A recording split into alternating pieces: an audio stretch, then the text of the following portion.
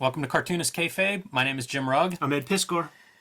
Doing a classic, iconic, huge issue in every comic reader's history, I believe, with G.I. Joe 21, the wordless issue.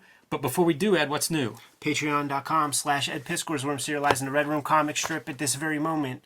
Issue 1 is up there, available to read completely, and serializing issue 2 so far.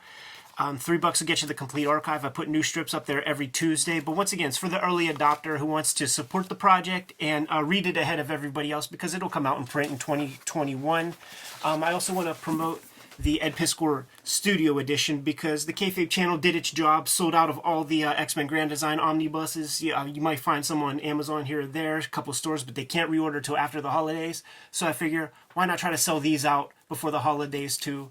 Fantagraphics.com, they have a steep discount for the holidays, so that you can get it ahead of time. And once these are out of print, they're out of print forever. And if you want to be a hit at Christmas, get your person one of these. Heck yeah, man! Especially if your loved one calculates the quality of gift by metric ton.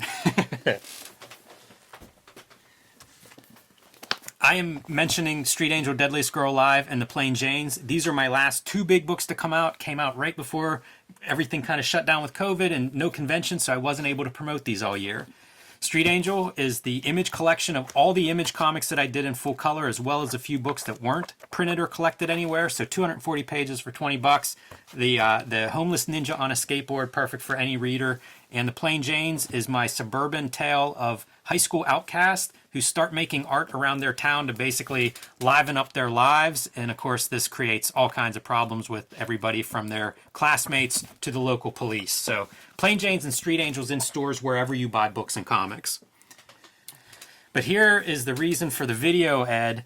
G.I. Joe 21. This is every cartoonist I know, this is a really important issue. And this is Larry Hama doing a comic that had no words in it besides your title. It was a quote-unquote silent issue about Snake Eyes breaking in to rescue Scarlet from Cobra headquarters. And this is, what an issue. Like, where do you begin? This is one of those I don't think I can say enough about. It's legendary. Yeah, here's one. I think that's super noteworthy that Larry Hama is providing breakdowns for this thing. So Story and breakdowns, Larry Hama. So he's fully pacing out the story. This is not Marvel method. This is not an artist interpreting, a couple sentences of story. So he's pacing this thing out because it's such a kind of revolutionary idea for Marvel Comics. And maybe he just doesn't even want to write a whole long-ass script. So he's going to break it down in panels, structure it, make sure that it reads properly, and then give it to Steve L. to finish. It's a full moon. Every comic book is. Let me ask you this, Jimmy, just like as a designer, as an artist, how do you feel about the play? Like, should it be breaking the moon? Should it be over more? Because like when I see this, I feel like I've made mistakes doing the complete circle moon and composing stuff that way. I think that it's a better design to break the circle. If you break the circle, you create, I think, depth. The moon becomes like a further back element. This doesn't bother me much. It's small, so that could also be a bigger distraction if that were full-size panel or something. It's not terrible. From a military standpoint, I'm more concerned about that. Man, you're paratrooping on a full moon night. You're exposed. Yeah. and we're gonna see Snake Eyes jumping out of this airplane.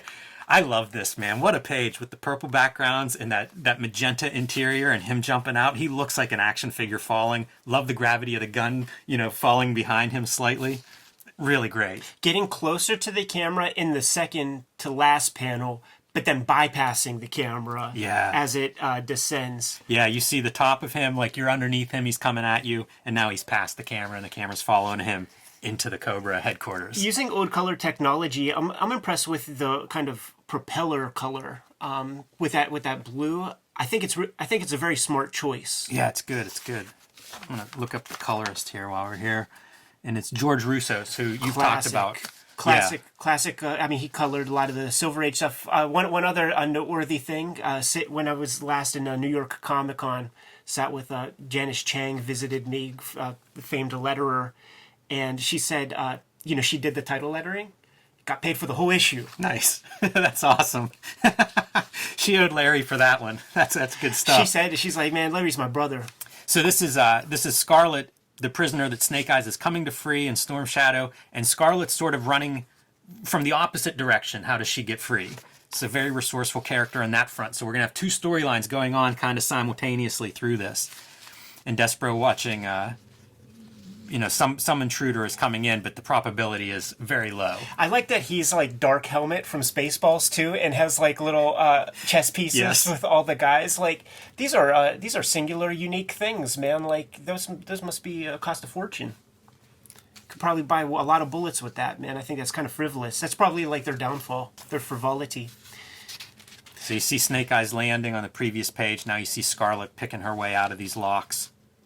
There are some cartoonists out there, man, who specialize, or they're known for their silent comics. And I was sitting with a bunch of these cats, man. There were two of these dudes, and this comic came up. I bet that comic comes up for all their conversations, but like both perplexed by the Destro like staring at the Baroness, because they're like, yeah, it has so much meat and such a good story, but like when he's looking at that Baroness, I just don't get it, man. That's subtext, right?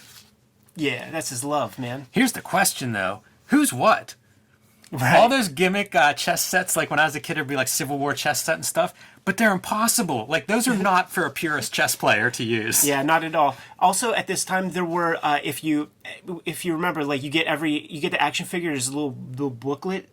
This is an action figure ad, the by catalog. The way. Like actual size, I think. Right, but these things here, that's like small, they were hustling these PVC sized 3-inchers, man. So that's hilarious. Like, you think they get that as like part of the hey Larry, we're selling these, man, work this stuff in. One of the big challenges he had with this comic was killing Zartan in one issue, and then he has an orange mohawk a couple issues later in his back. Like, how the heck do we because you gotta imagine that Hasbro's feeding them like, oh, these are the new toy vehicles, get these designs in whenever they're, like they had to be feeding that kind of info. Larry Hama writes the back cards, so he's getting all that stuff well in advance himself. G.I. Joe is a really underappreciated comic for all of these reasons. Like, what he spins out of those ingredients. I love it, man. How about this for pretty great? And then they even throw a little color flourish in whenever she yanks Storm Shadow down through that portal where she was trapped. Pretty good. Very easy to read. 6-panel grid, classic. Mixes up the page layouts really well, too. Like, it keeps it moving. The pages are interesting. If you switch scenes, it's pretty clear visually somehow. Yeah. I love the very naturalistic inking, the kind of thick line. There are these, like, I'm not the biggest Steve Leo Loha fan, but this is probably one of my favorite works. But like, just the kind of grittiness. It feels Tothish, but it feels like Johnny Quest-ish. Like there's something to it that doesn't scream, Marvel job guy. I agree, and I was thinking of it in terms of the figures. Like, these are not roided out figures. Right. They have a real sense of they feel like the action figures in terms of proportions, but it reads great. It feels like people soldiers running around doing this stuff. Not that they resemble soldiers exactly, but that anatomy is I appreciate that. Storm Shadow brings in some of his ninja allies to get going. This is fun. This is a piece of ninja. This is the kind of ninja skills you don't see used, but Snake Eyes posing as a fallen soldier. Yeah. Whenever the soldier without his clothes, hanging over, we get the reveal of where that uniform comes from, so it all fits. Really great. Like, in addition to being able to read, it's logical and easy to follow. Not an easy thing to do. This is the establishment, and so much later, the Ashika School Ninja gang signs become such a part of the comic, man, where there'll be like whole pages of just the characters like doing different shapes. It's ridiculous.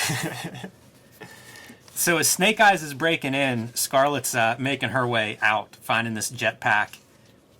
Again, easy to follow, even though it's cross-cutting between different characters going through this. Snake Eyes reverse engineering, like he's coming up on where she would have been, but it's empty, so where is she?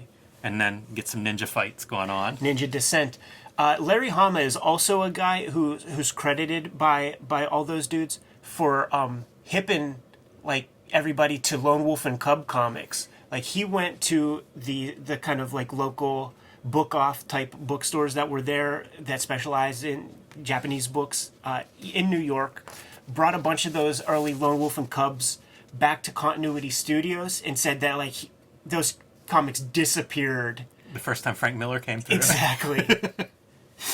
Great reflection of the ninjas in his mask visor.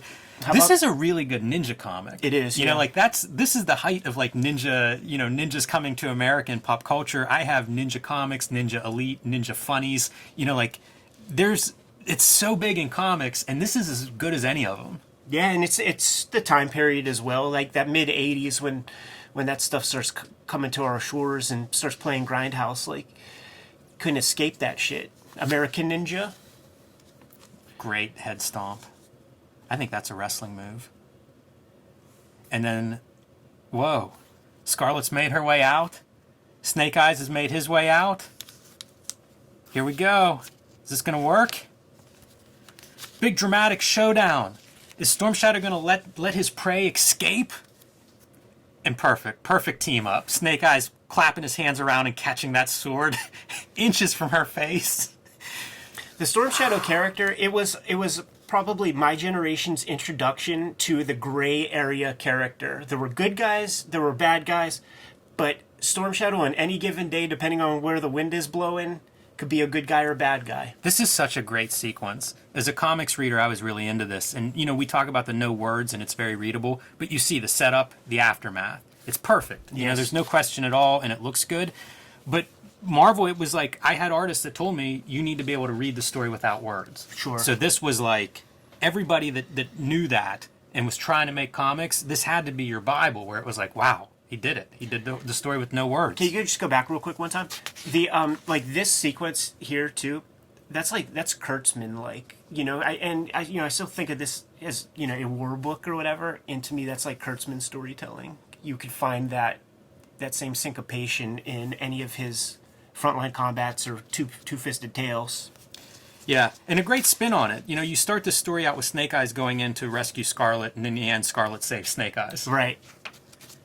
Pretty fun. Yeah, and it's the arc, you know, like all the characters that were sort of the A-listers of this issue. We get to see, you know, how they all end up. So, I brought G.I. Joe 24, and we could look at this on its own as the Russ Heath issue, which is stunning. Yeah, but don't show too much. Yeah, it's a reverse story, by the way. This is the G.I. Joes have captured the Cobra Commander, and now it's Storm Shadow who's tasked with rescuing him. And I will save this for another day because this is kind of an amazing issue on its own. Russ Heath certainly adds to it. But the reason that I brought this is to show off the letters column. And I'll try to get a shot there that people at home can kind of zoom in on these. And the reaction is so strong. People either loved this issue, which several of the letters do talk about how this is great and they've never read anything like it. But then there are others that are like, this stinks. I read it too quickly. It only took me 5 minutes. What happened? Sorry if I seem harsh. I know you'll do better next issue. And this person says they've never written a comic before except just because this one was just no good. Don't do this again. And several of them kind of do that. Did your letterer go on vacation? Still, it was great anyway. That's the same letter, like this guy complaining, but ends with still it was great anyway. Oh man, that's Twitter before Twitter. Yeah, totally. So kind of neat. Like whenever these letter columns used to exist, and every once in a while something would happen that really would get everybody's goat, it'd be awesome. They're like, it's so funny because I've experienced similar feelings as these guys in a certain way. Like when revolutionary stuff happens, it's like sometimes you got to catch up. And I was in that position. Like when they started binding books and putting spines on them and stuff. I remember thinking like, this comic is 4 panels a page. Like it's a 22-page comic that they broke up into 120 pages just so that they could put a spine on it and charge me $20. Now here's the difference. Spending $20 is way different than spending like 60 cents or whatever an issue of this would be. But these writers, like I guess at the time I equated my reading experience with like panel count or something. And this guy's like, I want to sit down, I want to read a comic.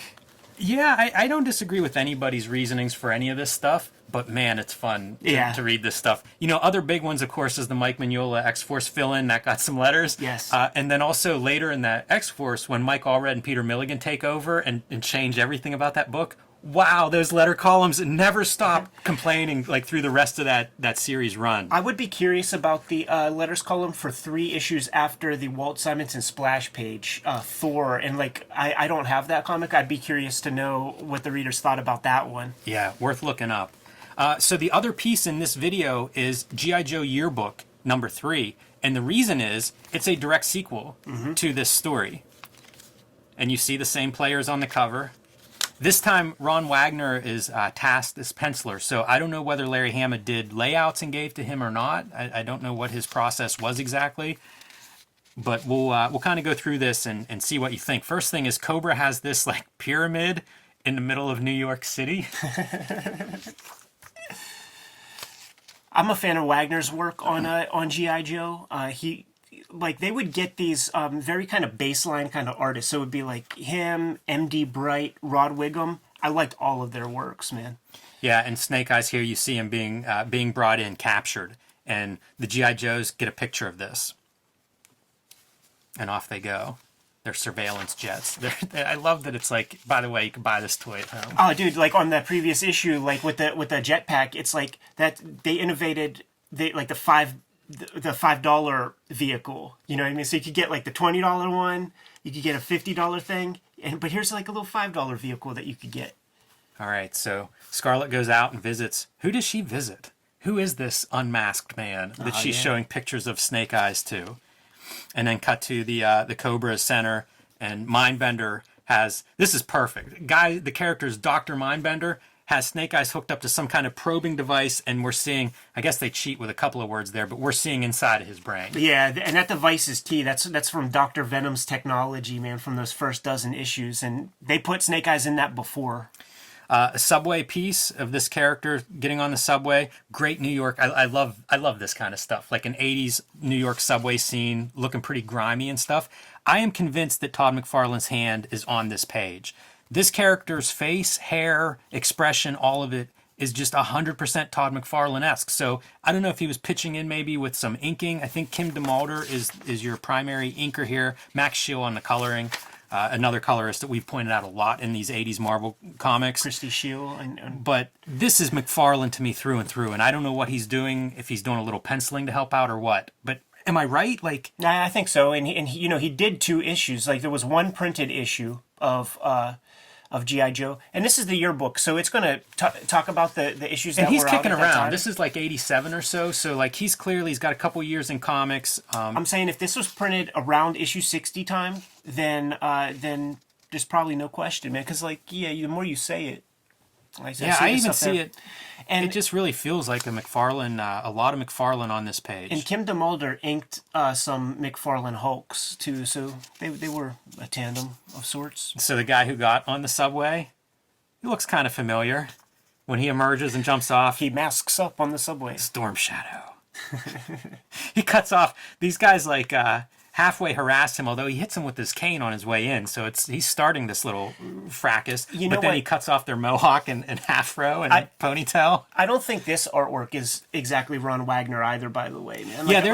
I know his stuff really well, and he never really lit stuff that way. So I think definitely you're onto something. A few hands on this. Remember, you ever see when they would have credits where the inker would be like D Hands or something like that? Yeah.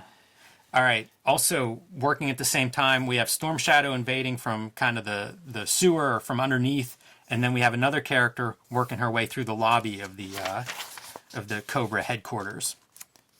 This is fun. Storm Shadow coming through the sewer.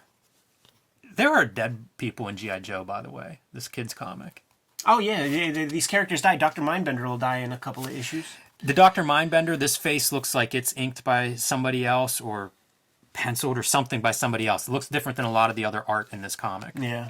It feels Continuity Studios, and this feels like it's a complete different set. We've never seen those textures. This is fun.